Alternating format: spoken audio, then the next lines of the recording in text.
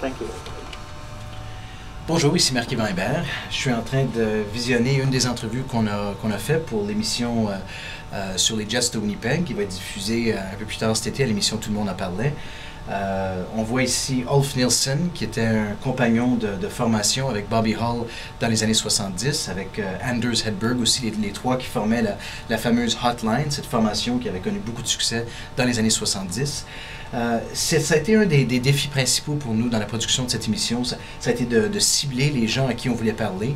On avait commencé par dresser une liste d'une vingtaine de personnes, donc c'était un peu notre liste idéale, là, ce qu'on appelle notre wish list de gens à qui on voulait parler.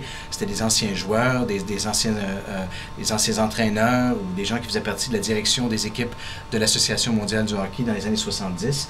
Et donc, à partir de cette première liste, on a donc dressé une liste de 6 personnes à qui on a parlé, avec qui on a fait des entrevues. Donc, des gens qui étaient disponibles, qui étaient intéressés à nous parler, qui avaient des beaux souvenirs de cette époque-là aussi.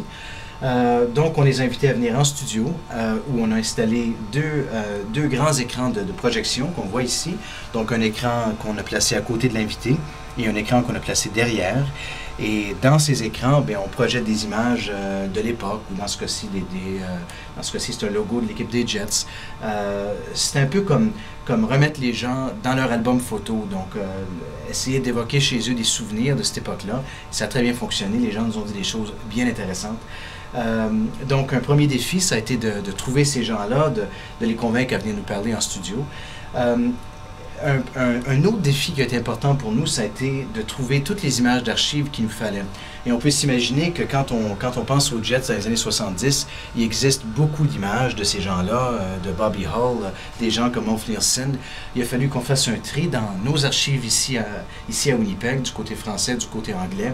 Il a fallu qu'on fasse venir des images de Toronto, de Vancouver, d'Edmonton, de Québec, de Montréal. Donc on s'est retrouvé avec un bon nombre de cassettes. Il a fallu qu'on fasse le tri là-dedans et ça a été un travail qui se poursuit encore aujourd'hui, un travail assez laborieux.